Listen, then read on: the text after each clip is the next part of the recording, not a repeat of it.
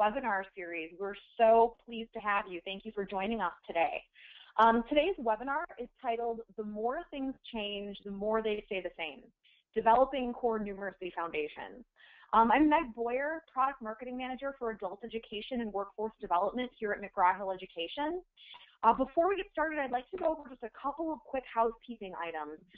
This webinar is being presented in listen-only mode, so that means you'll be able to hear our presenter, but they won't be able to hear you.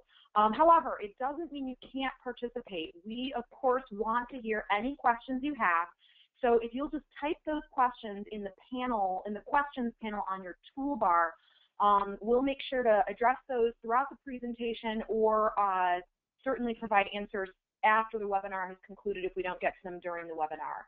We'll also be offering some poll questions throughout the presentation, so keep an eye out for that, and we're definitely looking for your participation in those. Joining us today as our presenter is Jeff Gumas.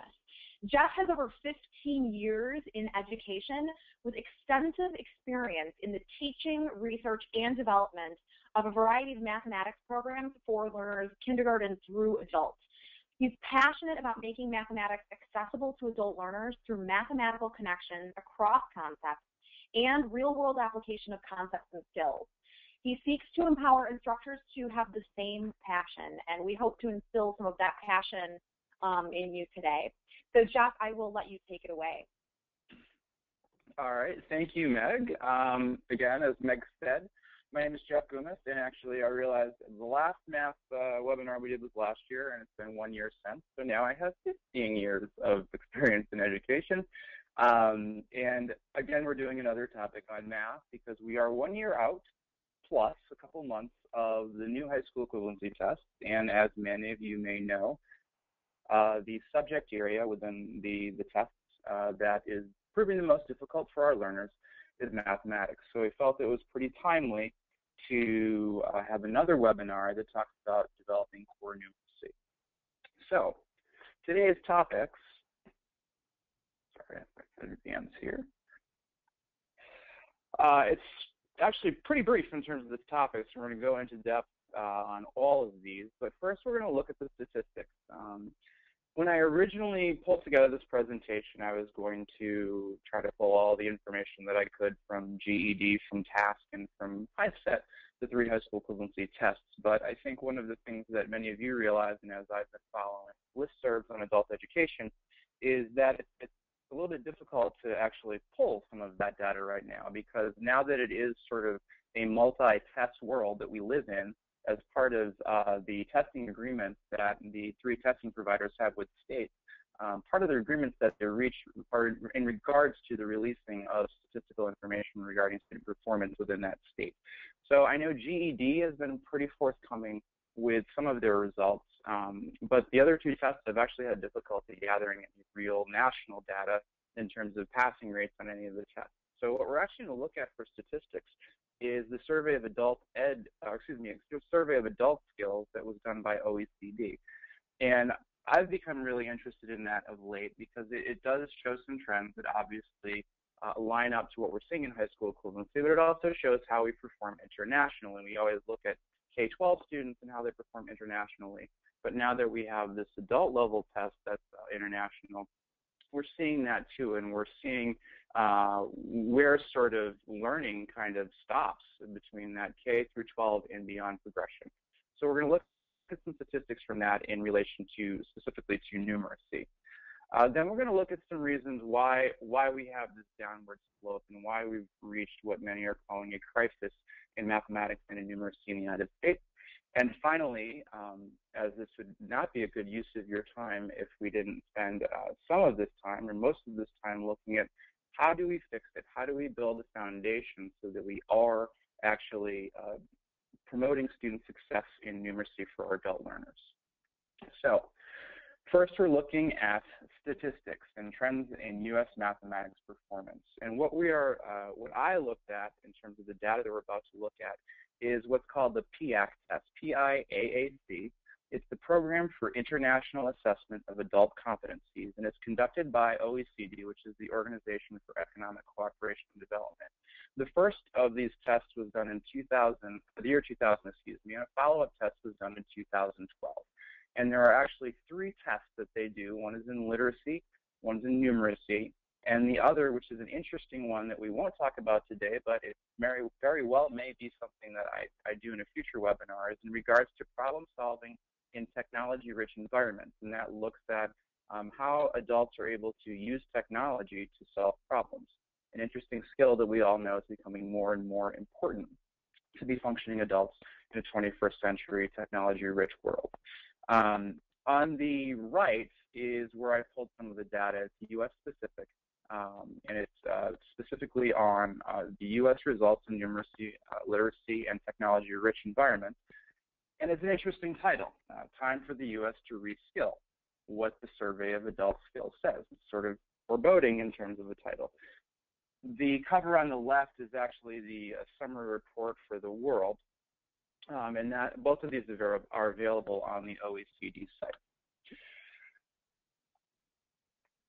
Before we get into looking at the results, I want to just look at how PIAAC defines numeracy, because it's not that far out of line with what we're looking at in terms of our high school equivalency test.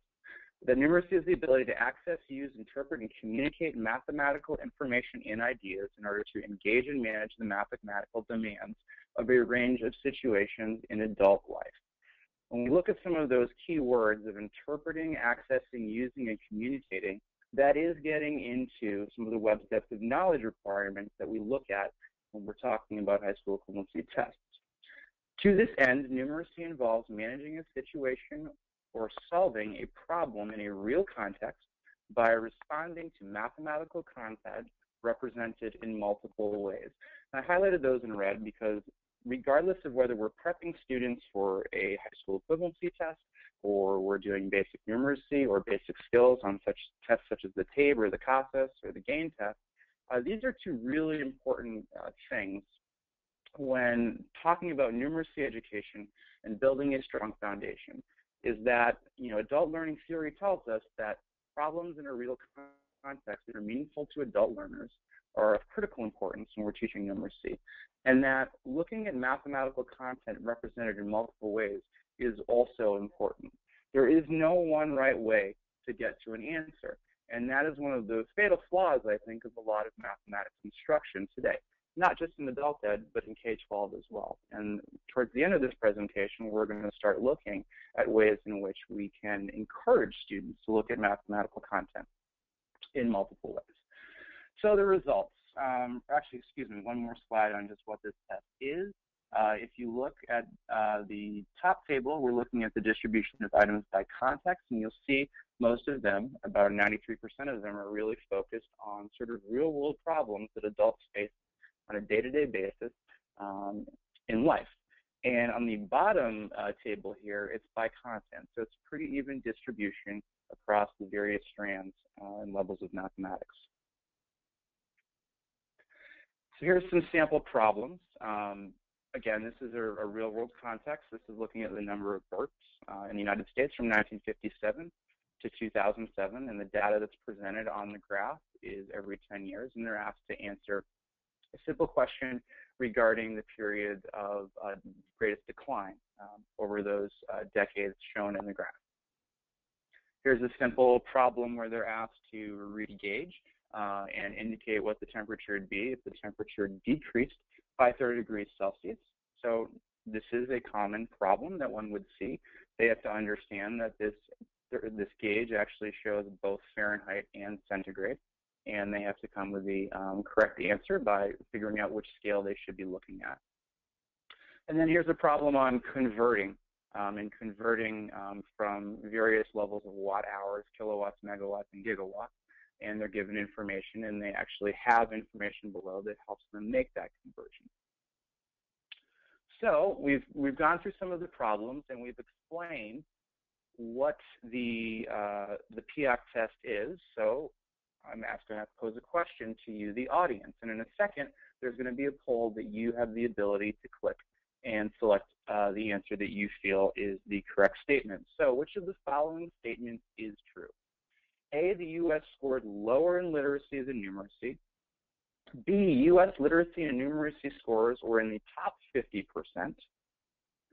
C, the U.S. ranked 22 of 24 countries in numeracy. And D, U.S. adults showed gains from corresponding 15-year-old students. What that last one means, I was limited in the number of characters I could put in each answer option. D, what that refers to is if you looked at corresponding students from 2006 who took the PISA test, and those are 15-year-old students at that time, and you look at the 20 to 22-year-old age range of students that took the PIAC, the adults in the PIAC test showed gains from the PISA test of those 15-year-old students. So I'm going to open the poll now. Actually, I think the poll's already been opened.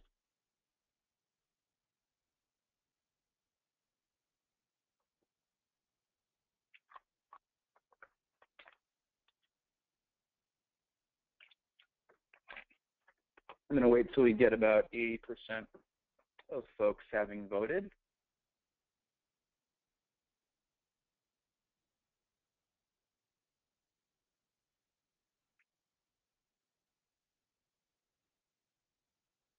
All right, and we are there. So 62% of you answered correctly. And the correct answer here is C. The U.S. ranked 22 of 24 countries in numeracy.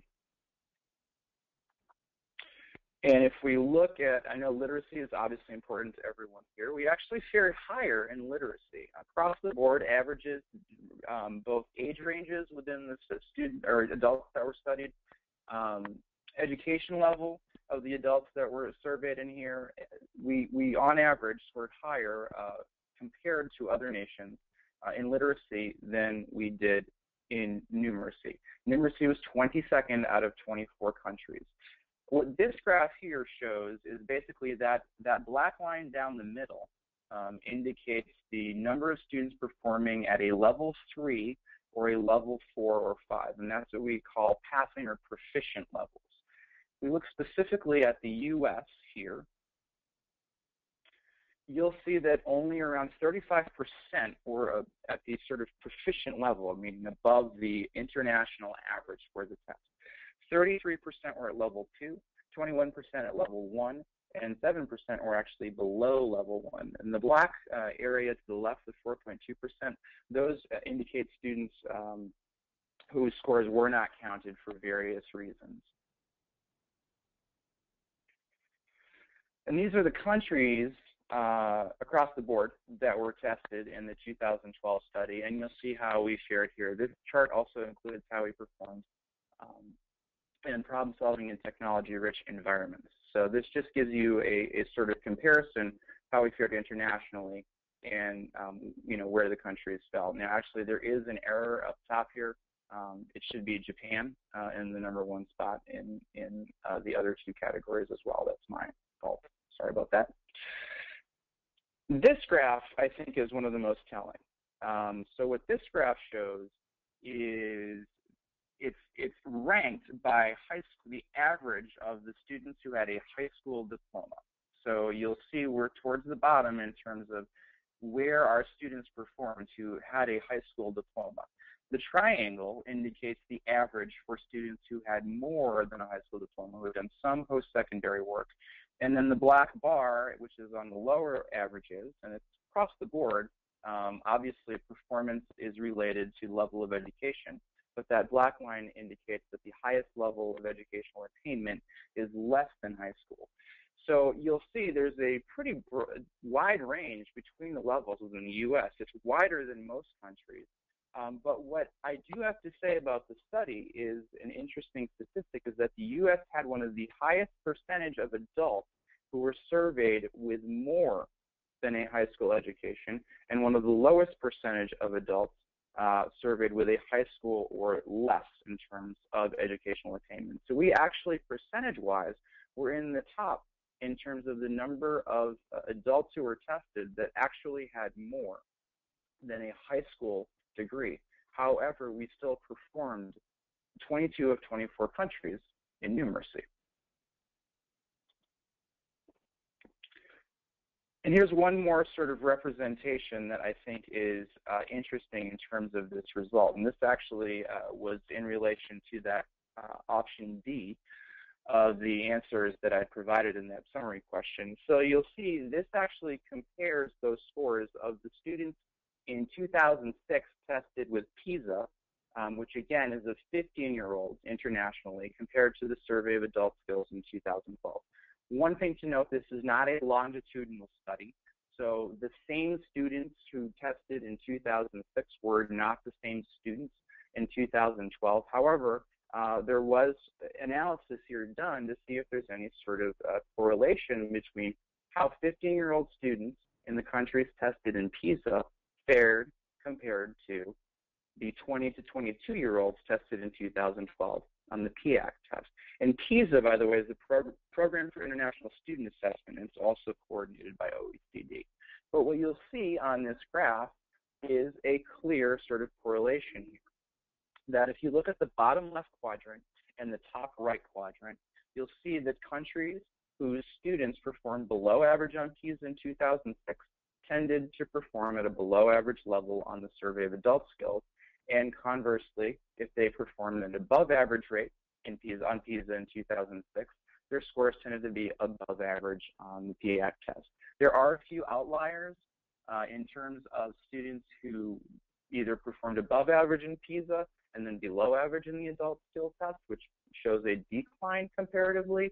And then there's only one country, Germany, that actually shows an improvement from the PISA test, where they scored below average, to the PIAC test, where they scored above average.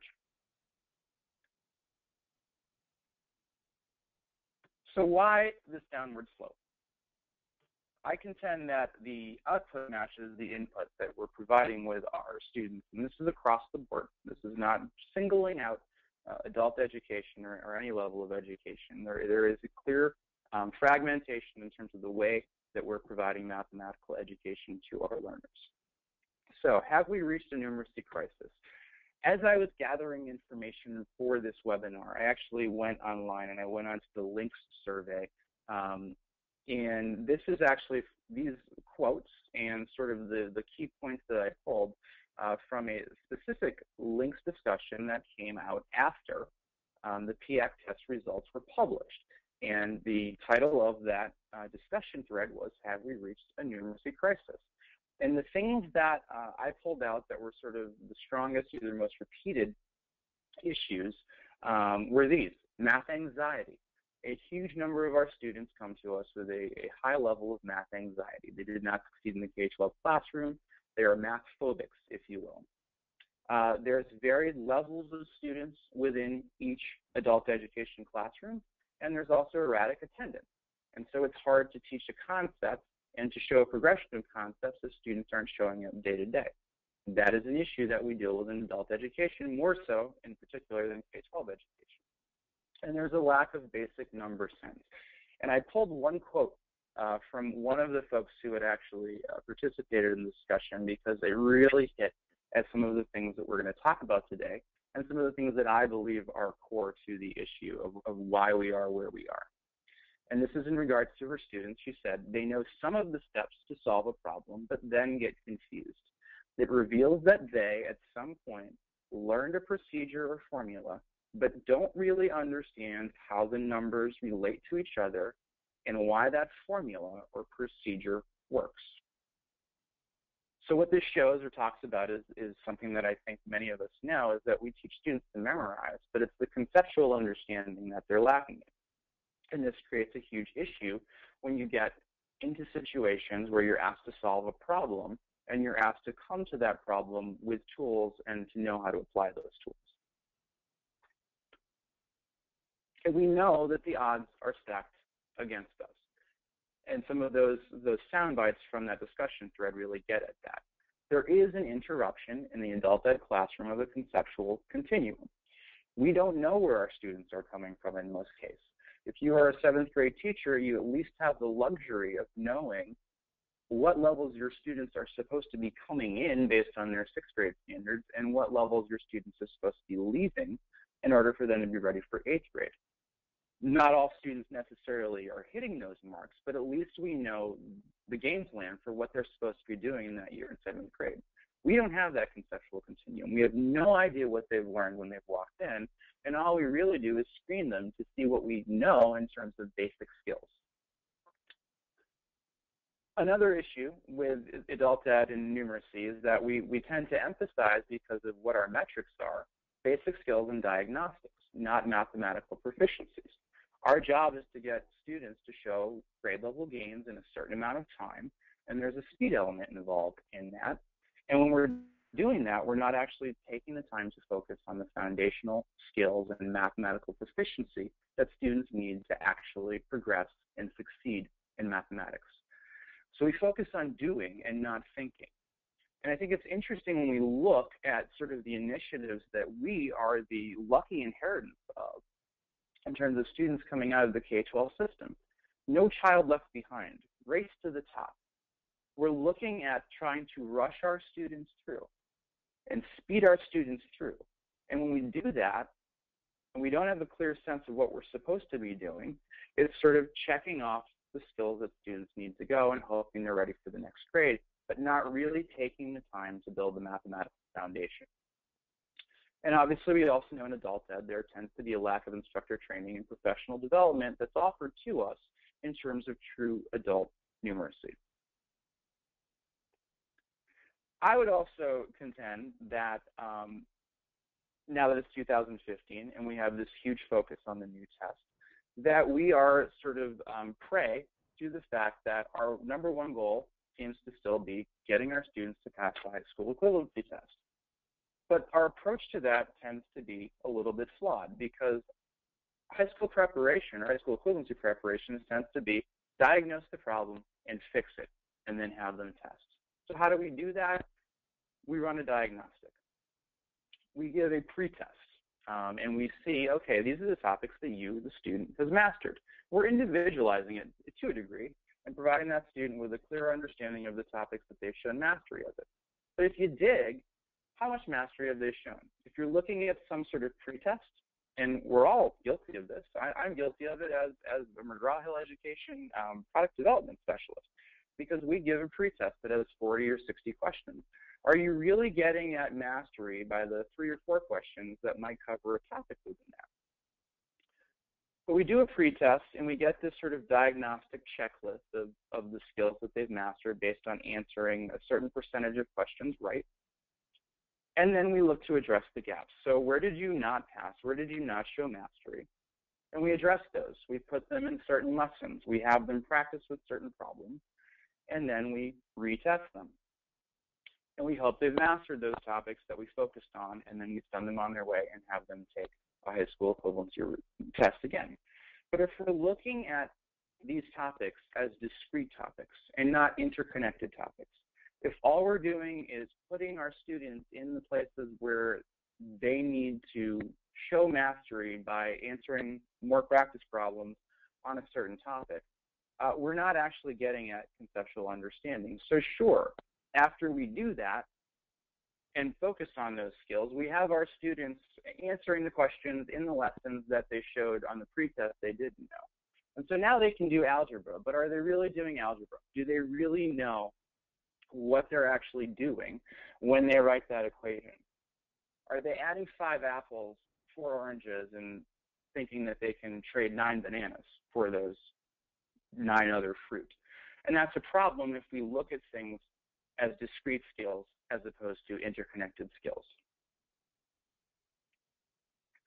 When I look at this, and I look at the way that we actually prepare our students, it reminds me of my childhood when I wanted to take piano lessons.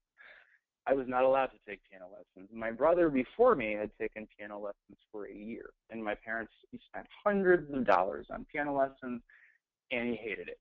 And so when it came my turn to want to take piano lessons, based on that experience, they said, nope, you're not taking piano lessons. Fine. I'll learn on my own. I have some level of musical talent, and I knew how to read music from music class, so I started dabbling on the piano. And I actually got pretty decent on the piano. in terms of being able to play songs and play harder and harder songs. And of course, that only fueled my parents into thinking, well, you don't need piano lessons. You can learn on your own. Well, over a period of time where I got fairly decent in terms of playing songs, I plateaued. And I became unable to really learn any new songs because what I was doing wasn't really playing the piano. It was memorizing notes of songs I already knew and memorizing each and every key that I had to play and just doing that over and over and over again. I didn't have a sense of scales. I didn't have a sense of chords or chord progressions. I didn't have a sense of what I was actually doing. Music is a language I didn't really understand. I just knew by listening to a song over and over again and mimicking that song by looking at each individual note how to play a song. But if I didn't play that song for 5 months, I couldn't pick up the music and play it again because I wasn't actually even reading the music. All I was doing was complete muscle memory and memorizing the keystrokes to basically play that song. And I feel that's the way that we focus on mathematics. We want them to memorize that set of procedures like that teacher said in the discussion board and not actually speak the language of mathematics, not know the concepts and the foundations that make those equations work. So the key to fixing that is getting at this core understanding. The things that students must have in order to succeed are a foundational understanding of operations, an understanding of how concepts connect, the ability to approach problems and apply the correct procedures and tools to solve those problems accurately and efficiently, and the ability to justify their answers and their approaches, as well as the approaches of others. And you cannot do this by diagnosing students, seeing they don't understand a set of things, and then putting them in their own work to try to come up with, try to learn it on their own on the specific lessons that they don't understand and treating everything as discrete skills. If I treat every single note on a sheet of music as an individual note and don't understand how these work together, I'm never going to become a pianist. I'm going to become someone that can memorize songs. So if we look at that discussion thread and we look at those key topics, the first one was math phobia. And I agree, math phobia is a huge concern. It's a concern in K-12 too. My only teaching experience, admittedly, is 5th grade. And math phobia was a huge thing. By the age of 10, there are students that are clearly afraid of mathematics. But there are ways of thinking about how we approach math instruction that can overcome that lagging confidence. The first that I would say is divergent thinking. What divergent thinking is looking at problems that actually have more than one answer and allowing students to come up with their own ways of answering it, sort of open-ended problems as opposed to there being one answer. And unfortunately, we don't promote divergent thinking. We actually lose divergent thinking in the K-6 arena. There was a study called, published a study called Breakpoint and Beyond from a few years back.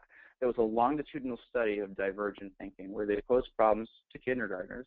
And based on those results, 98% of the kindergartners studied were categorized as genius in divergent thinking. It only went down from there.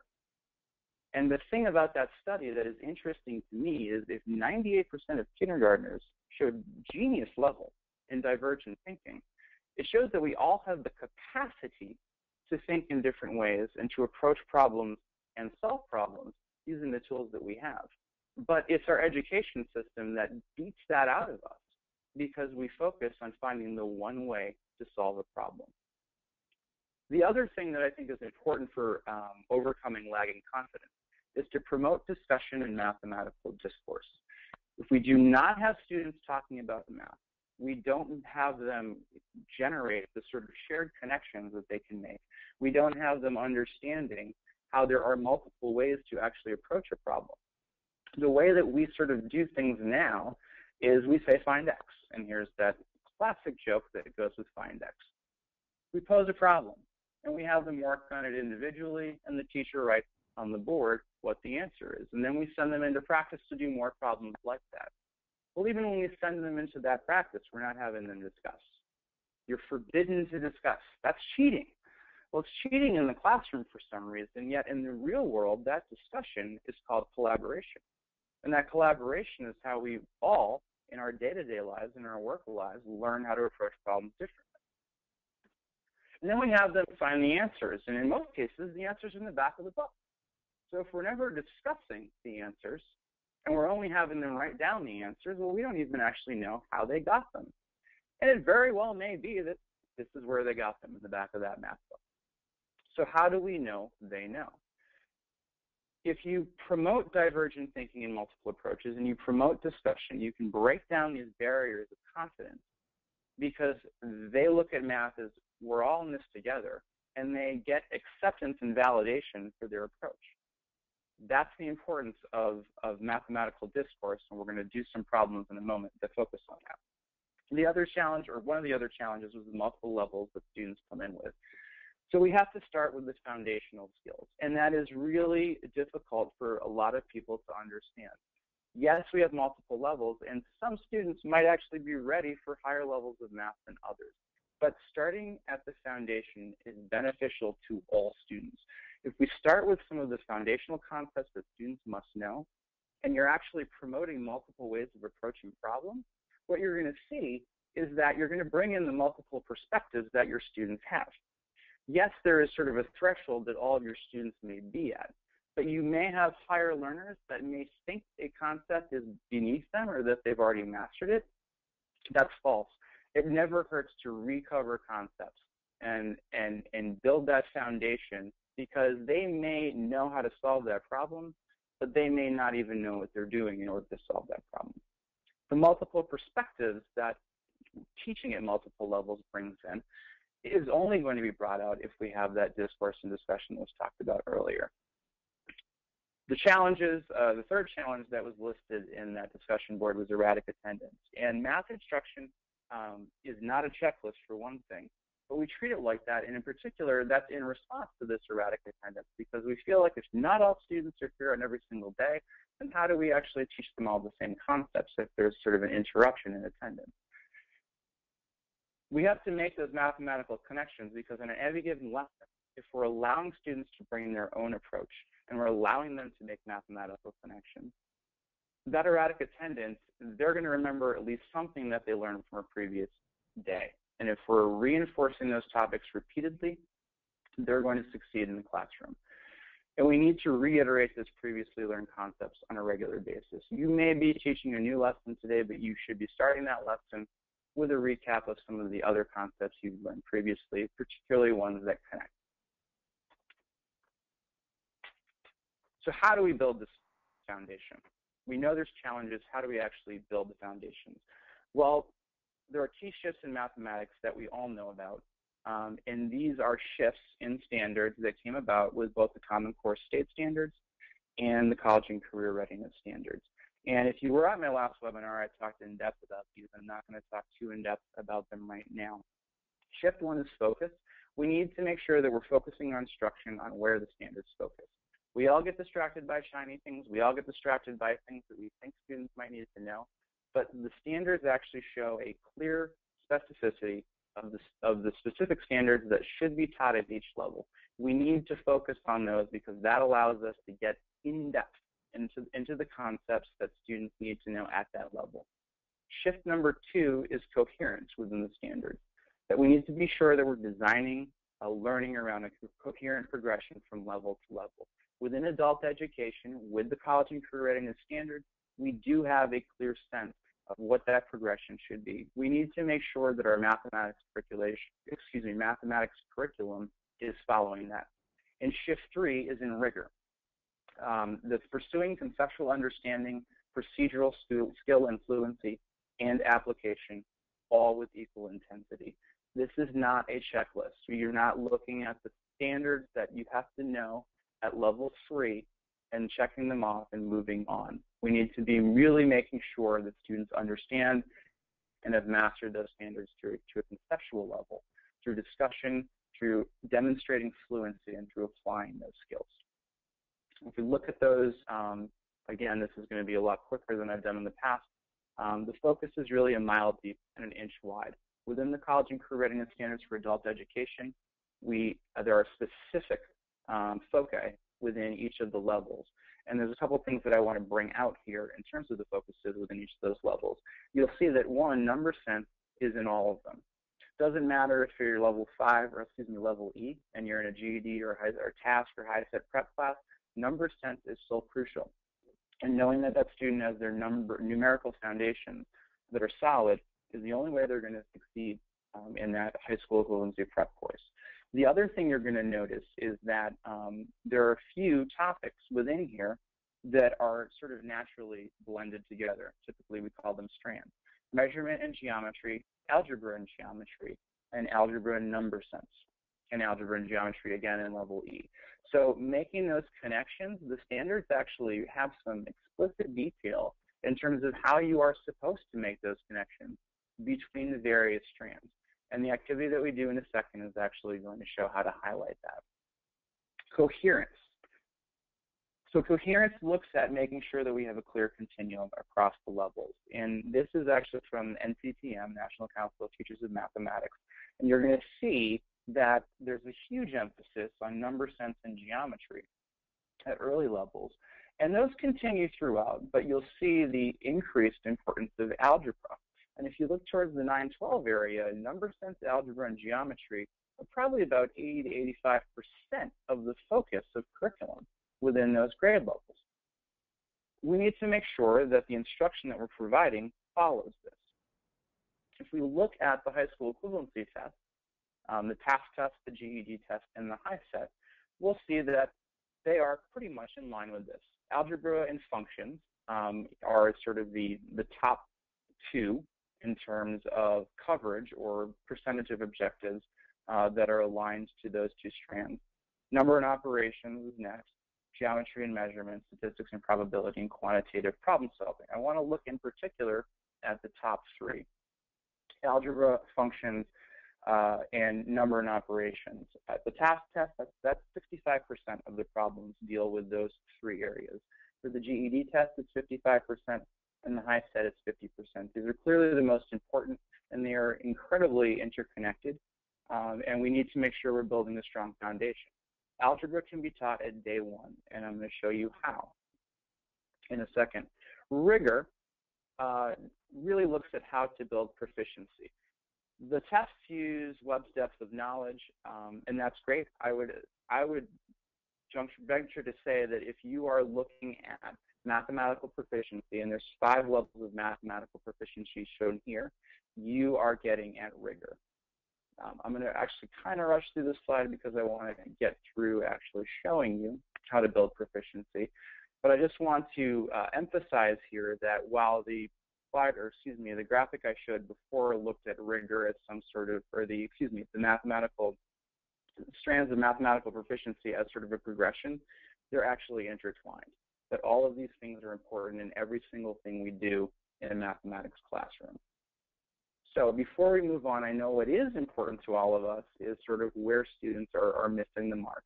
I'm not going to go through each of these, but I am going to just show them to you because the problem that we're going to look at addresses 6 of the 14 most missed GED test questions in some way or another if we're really teaching and really digging into the concept. So GED has published, and if you go on to the GED testing service site, they have published the areas of most missed questions in all of their tests. Mathematics, of course, is a page and a half, whereas the other 3 subject areas are on a half a page. So we do know that this is the subject area where the most help is needed. So it lists out the skills that are quantitative reasoning, and I want to bring out the point that this says quantitative reasoning, but look at what we're talking about. It's all geometry. This is looking at how numeracy, or excuse me, number sense and geometry are intertwined. All 3 of these are actually geometric sort of concepts. We're dealing with quantitative reasoning. Algebraic reasoning is another breakdown. Again, quantitative reasoning, but looking at scale and percentages. The mathematical practice and content interaction with algebraic reasoning is defined in sort of 2 areas. On the webinar I did last year, we looked at coherence and how to take sort of a sequence of problems and build along that progression looking at the same concept. And I'm going to go through 2 of those now, and then I'm going to pose a problem to you that gives an example of the types of things that I said earlier we can do. So we look at something that is a pre-K2 level or level A with an adult ed. Base 10 numeracy, composition and decomposition. So in this problem, we're calculating the total number of circles. Now, we know it's base 10, so, and typically at this level, we look at 5 and 5, and various students are going to approach this problem in different ways. So calculate the total number of circles. Student 1 might just count them, 1, 2, 3, 4, 5, all the way up to 10. Student 2 might see that, well, I've got 7 red, and I count those 7 reds, and I have 3 blues. So this is 7 plus 3. 7 plus 3 is 10. Student 3 understands that the composition of base 10 is 2 5s. So I have 5 plus 2 plus 3.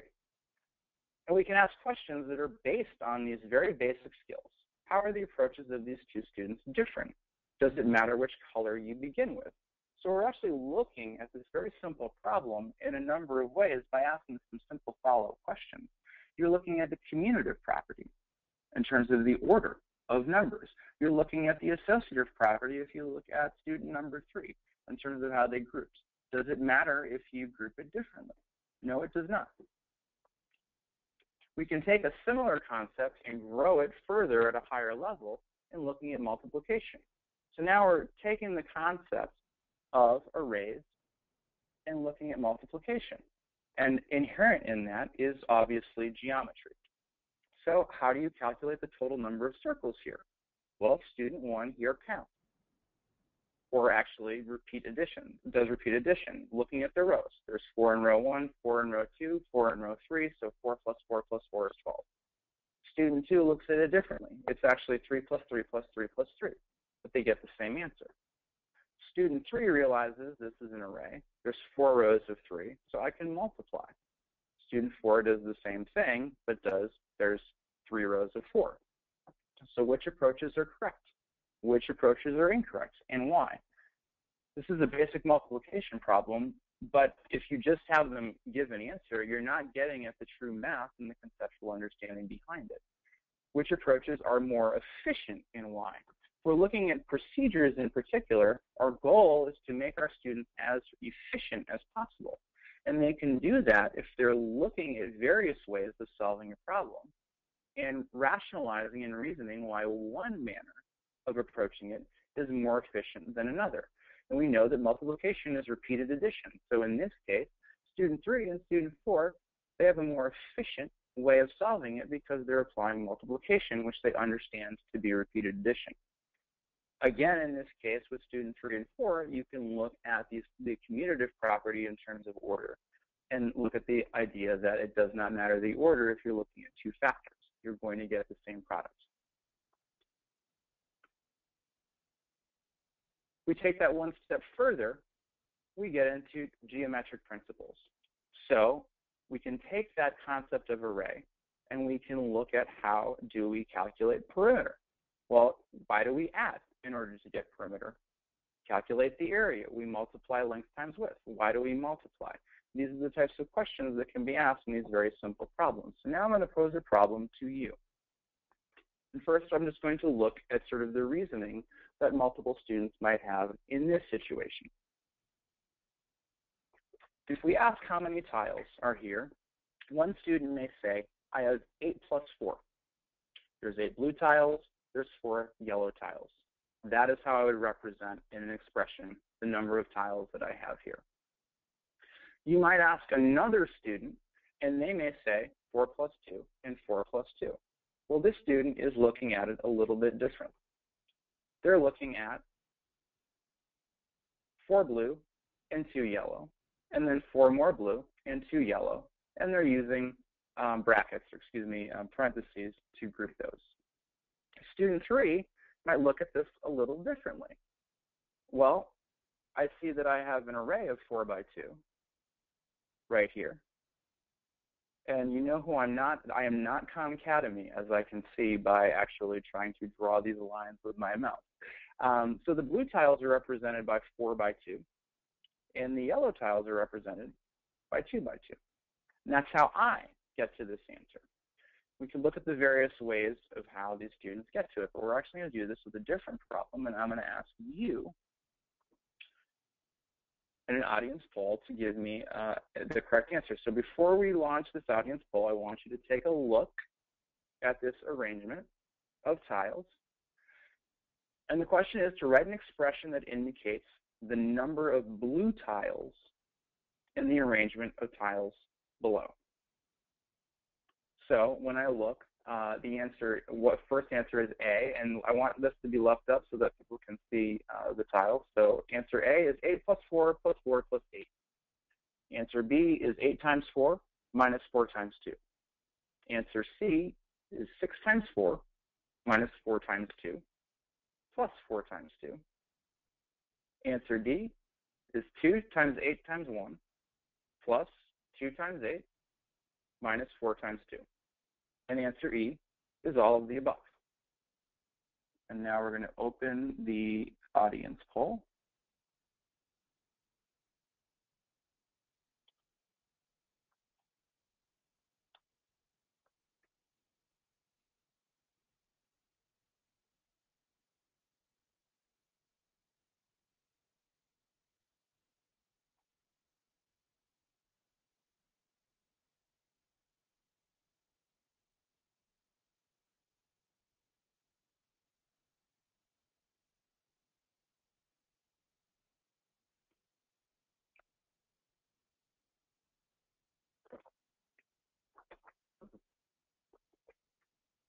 I'm going to wait till we're at about 75% of folks voting, so probably be about 10 more seconds. This is very interesting.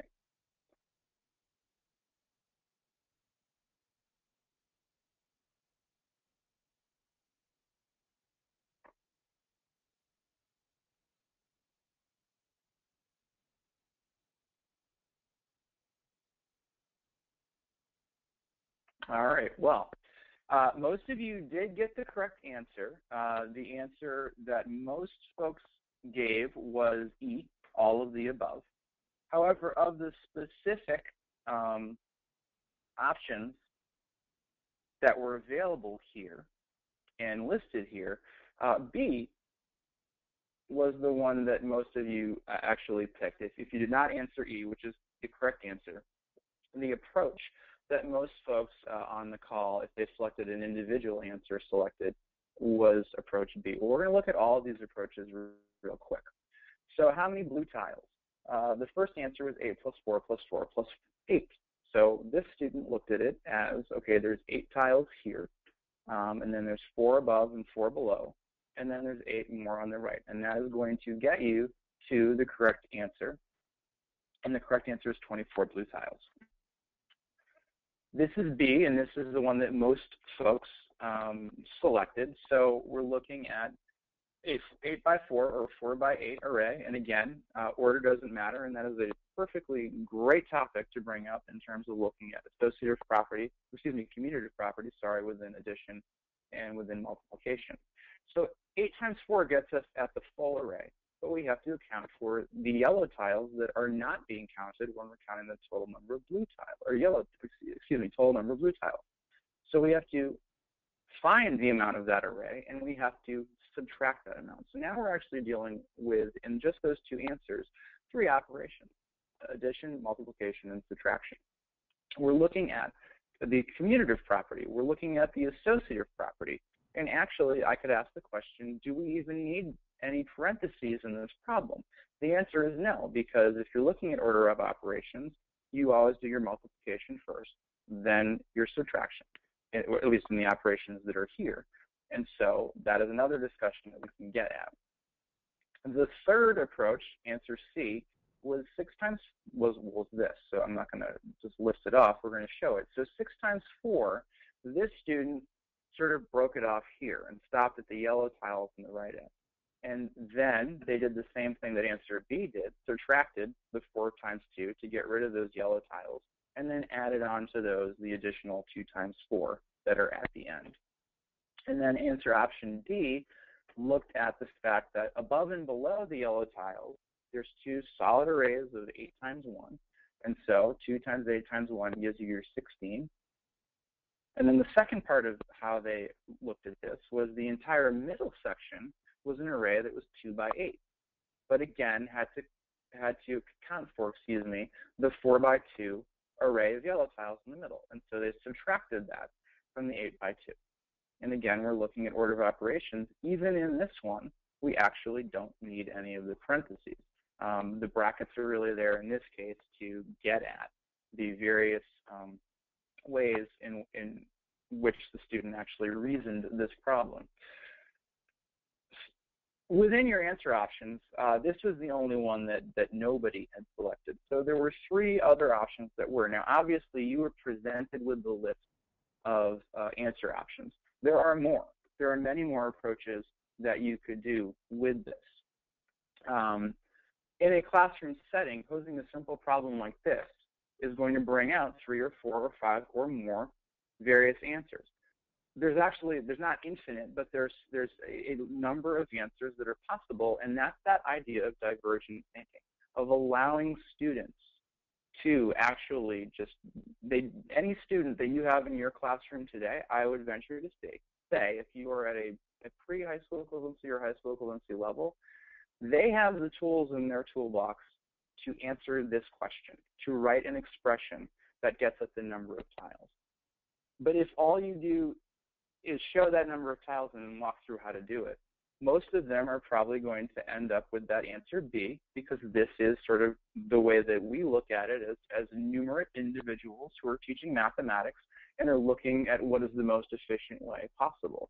But look at all of the thinking that we are eliminating from our classroom discussion by just prescribing the correct answer, as opposed to letting our students struggle a bit, gain confidence in the fact that they can come up with their own answer, and then justify that answer. And then within those multiple levels that you're going to get and those multiple answers you're going to get, you can look at what is the most efficient way possible to do it. I was going to actually do a follow-up question for you to answer within the question field, but I'm not going to do it. But there's any number of ways that you can take tiles and do something as simple as that, just to get that core foundational understanding of numeracy, operations, and number properties. Within that problem, we looked at multiplication, we looked at area, we looked at multi-step computation, we looked at order of operations, we looked at writing expressions, we looked at commutative and associative properties, and we looked at linear equations. So how do we apply that concept? Well, here's a problem that looks at banquet tables. So you are in charge of a banquet facility, and you need to know how many tables need to be set up in order to accommodate a certain number of guests. So how do we apply those tiles? Well, if you look at this picture, there's some reasoning going on here that 1 table accommodates 4 people, 2 tables accommodate 6 people, and 3 tables accommodate 8 people. How many tables are accommodated, or excuse me, how many people are accommodated if there are 10 tables? Well, how would I get at that? Well, now what we're looking at is tiles and arrays, but we're actually looking at perimeter. Now, how would students approach this problem? They can solve the problem of how many students, or excuse me, how many people would fit at 10 tables on their own without any instructor intervention, and they should be allowed to do that. They're all going to find different ways to do that. We need to let them. So one basic way they may do that is by making a table. Well, 1 table is going to be 4 people, 2 tables is going to be 6 people, 3 tables is going to be 8 people. There is a general pattern here, and that pattern is going to be visible pretty clearly, that with every increasing table, you're going to add 2 more people. That makes sense. But are we getting at that's fine if it's a low number table, sorry, but if it's 10 tables or 20 tables or more, is that an efficient way of getting to the answer? So what if we look at the math? and look at writing expressions. What is an expression that shows how many people can fit at one table? Well, it's actually perimeter. So for every table, an individual table on its own, you can fit 4 people. However, there's overlapping sides once you have multiple tables in this arrangement of tables. So you have to figure out an equation for accommodating those overlapping sides. Well, if we look at 2 tables, we see that, well, there's 2 sides that are taken away. So that's 2 less people that could fit. So we can't just say number of tables times 4.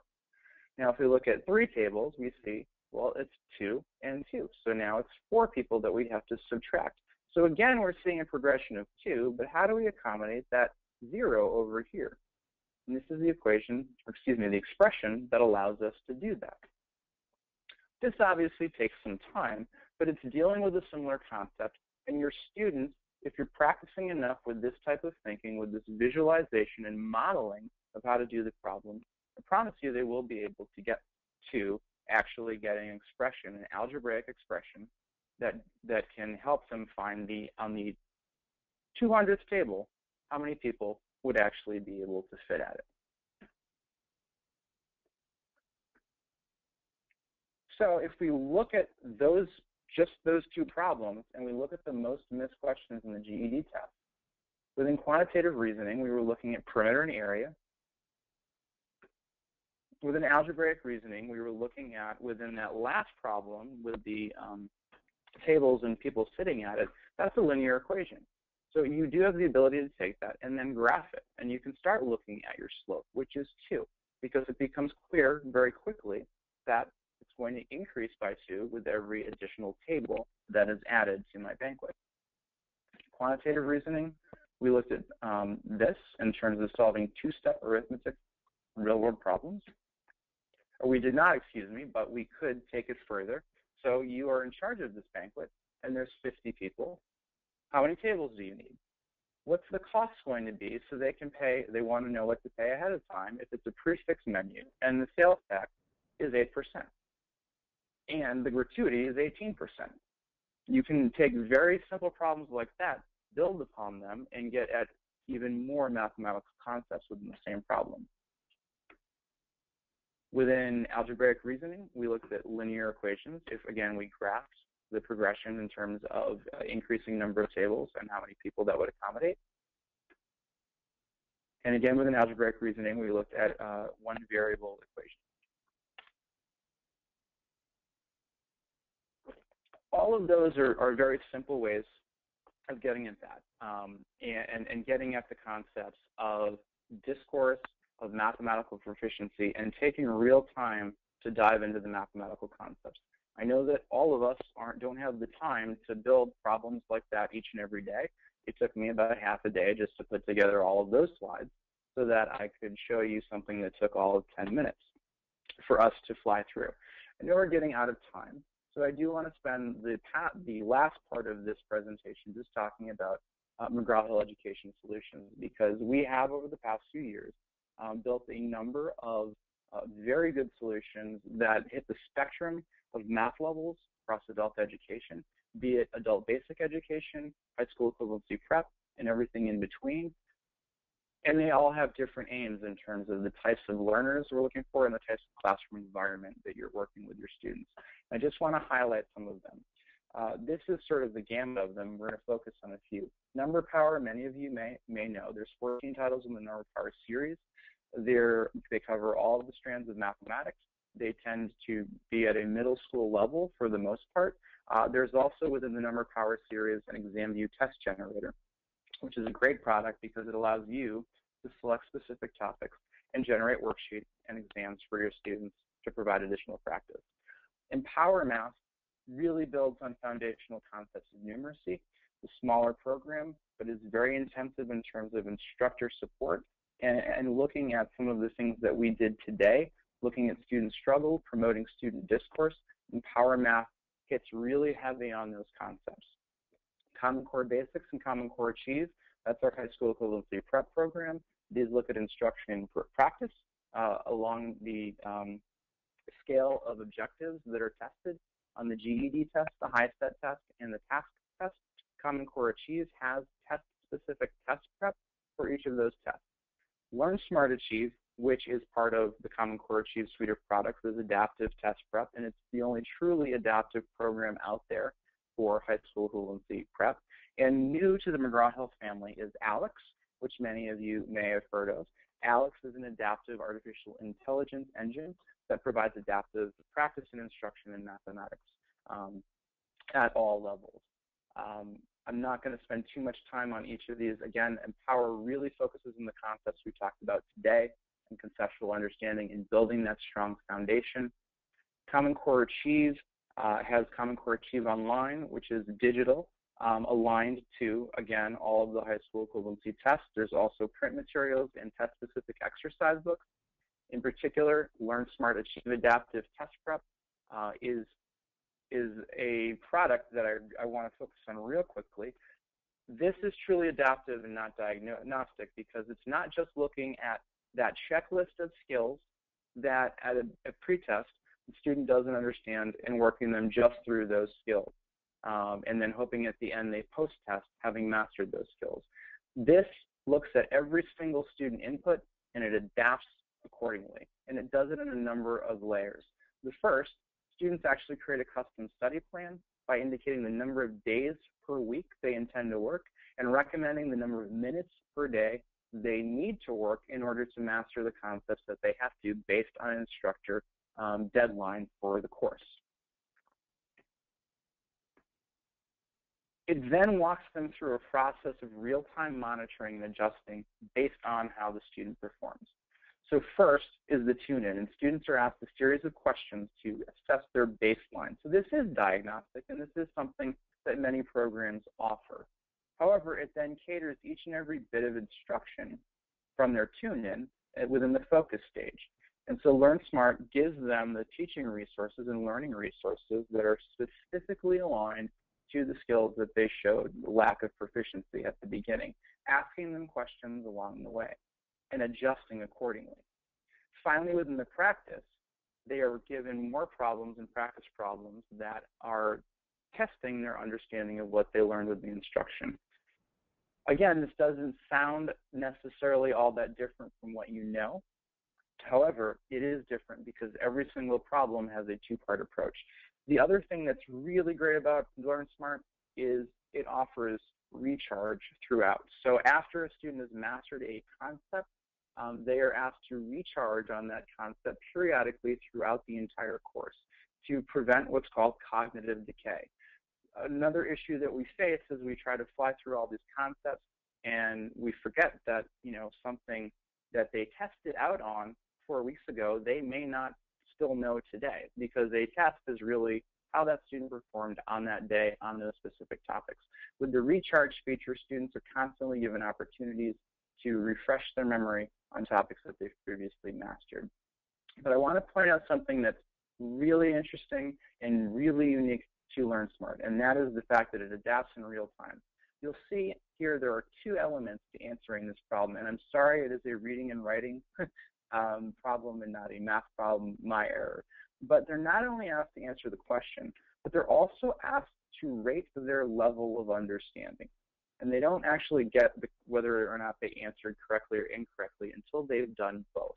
This is really important because what a student is not only doing is just clicking an answer and potentially guessing, but they're also letting the system know their level of confidence. So there's two types of ways that that's important. This student may say, I don't have any idea how to answer this problem. So they have no idea, but they answer it correctly. Well, the system knows that that was probably a guess, that yes, the student actually selected the correct answer, but because they indicated they had no idea how to do this problem, it's very likely that that was just an educated guess. On the flip side of that, the student may say, I know it. I absolutely know this concept, and then get it wrong. And that's a particularly important piece of information for the system itself because now it knows that this student is actually metacognitively unaware of the fact that they do not know this concept. They think they know it, they think they've mastered it, but their performance actually shows otherwise. Throughout their instruction, if they do answer something incorrectly, not only are they given the correct answer and an explanation of why that answer is correct and why their answer is incorrect, but they're given the ability to indicate, okay, now that I've had this explained to me, do I understand this concept or don't I? And if they don't, they're given learning resources to help them. And these learning resources are specifically targeted to the problem that they just answered. Finally, again, new to our suite of products is ALEX. ALEX is not specifically test prep as Learnsmart is, and I meant to say Learnsmart. We have Learnsmart test prep for each of the high school equivalency tests, and for the GED and the task test, which have more than just multiple choice items. There are items in there that practice these various technology-enhanced item types that are on both of those tests. ALEX is truly the leader in adaptive math instruction. It's been around for over 20 years, and it uses artificial intelligence to determine the holistic approach to concept mastery for a student.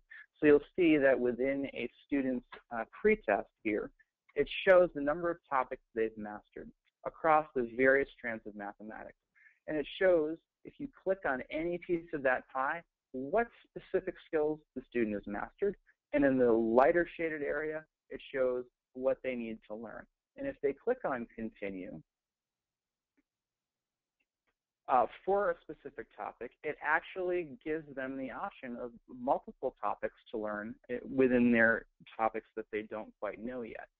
And it knows which ones it should be assigning to students based on their previously shown understanding. So this is a very powerful tool that I encourage you to check out, because this does allow for heavy individualization in terms of concept practice and mastery, while teaching the more heavy conceptual base within your adult ed classroom.